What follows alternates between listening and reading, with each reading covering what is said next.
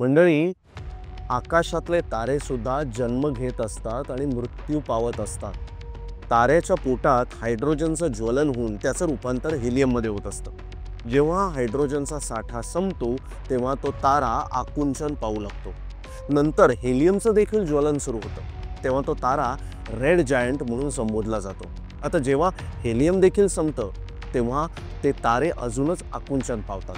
पुढे या ताऱ्यात केवळ न्यूट्रॉन शिल्लक राहतात आणि तेव्हा त्याला न्यूट्रॉन स्टार असं म्हणतात. न्यूट्रॉन स्टार हे अवकाशातील डेडली डायमंड्स असतात. या ताऱ्यांची घनता एवढी प्रचंड असते की एक चमचाभर न्यूट्रॉन स्टारचं वजन 50 कोटी टन इतकं असू शकतं. म्हणजे आपल्या सूर्यापेक्षा किमान तिप्पट मोठा तारा न्यूट्रॉन स्टार होऊ शकतो.